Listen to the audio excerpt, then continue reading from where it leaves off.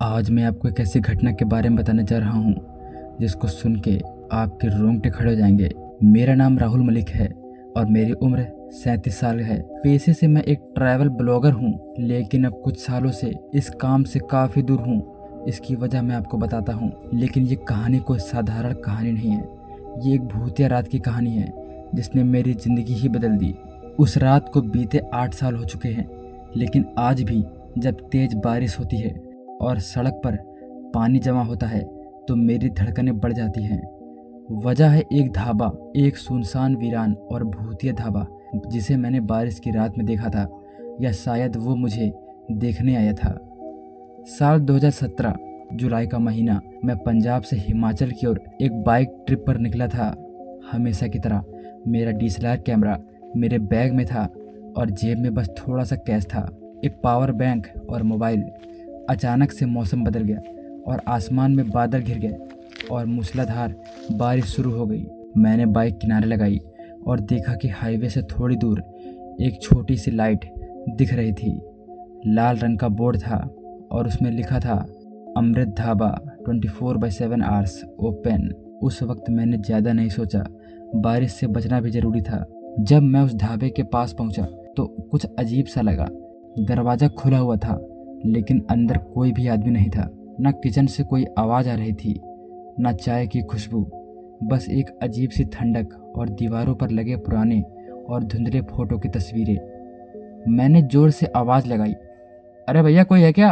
अंदर से धीमी सी आवाज़ आई, आ जाओ, बारिश में भीग मत जाना। मैं चौंक गया, पर आवाज़ बुजुर्ग की लग रही थी। मैंने हिम्मत करके अंदर कदम रखा। अंदर एक बूढ़ा आदमी बैठा हुआ था जिसके सफ़ेद बाल, गहरी झुर्रियाँ और एक फटी जली जैकेट पहने हुए था। वो लकड़ी की कुर्सी पर बैठा था जो छत को घूर रहा था। मैंने कहा, कुछ गर्मा गर्म मिल सकता है क्या दादाजी? मैं काफ़ी ज़्यादा भीग चुका हूँ। वो मेरी तरफ देख के बोला, खाना बना दूँ? पर यहाँ पर खाना मत, यहाँ का खाना किसी को नहीं बचता। उसकी बात पर मैं हल्का सा हंसा।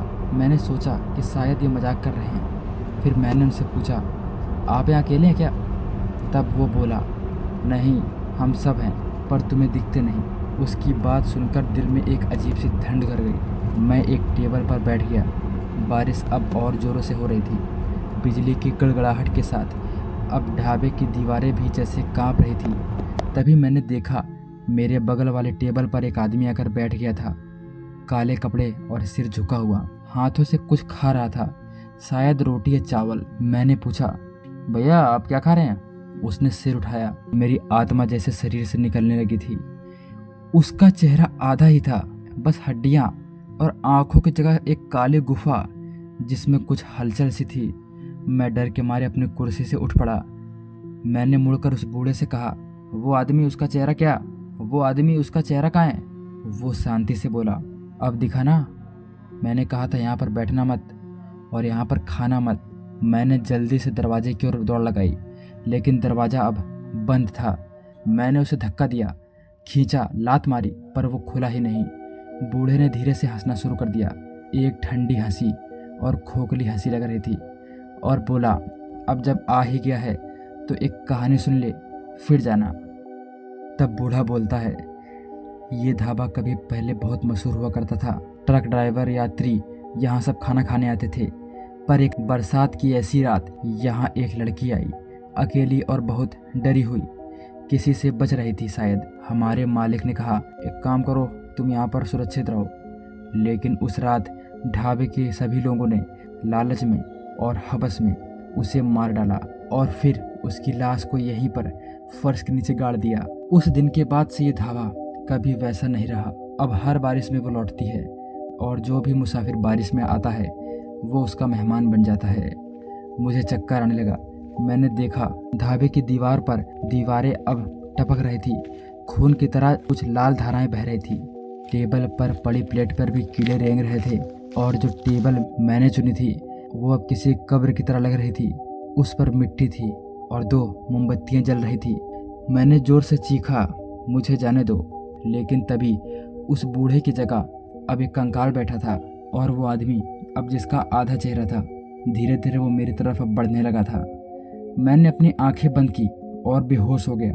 जब मैं होश में आया तो मैं बाहर सड़क के किनारे लेटा हुआ था। बारिश अब बंद हो चुकी थी। मेरी बाइक भी वहीं पर खड़ी थी और ढाबे का वहाँ पर कोई भी नामो निशान नहीं था। ना कोई बोर्ड, ना कोई दीवार, बस घास और मिट्टी। मैंने सोचने की कोशिश की कि मेरे साथ क्या हुआ था। क्या ये सब कोई भ्रम था या फिर कुछ और। इसके बाद जब मैंने अपनी जेब चेक करी तो मेरी जेब में एक पर्ची निकली, किसी पुराने बिल की।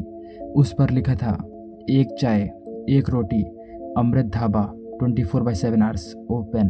अब जब भी मैं किसी को कहता हूँ कि बारिश में सफ़र मत करना तो लोग हंसते हैं, पर मुझे पता है बरसात में ढाबे अभी भी खुलते हैं, लेकिन सभी ढाबे सामान्य नहीं होते।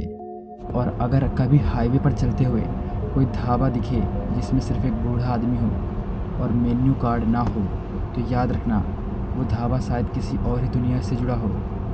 दोस्तों, अगर आपको हमारी कहानियाँ पसंद आती हैं तो कृपया एक सब्सक्राइब जरूर करा करें, जिससे हमको और भी मोटिवेशन मिले ताकि हम आपकी रातों को और भी रोमांचक से भर सकें।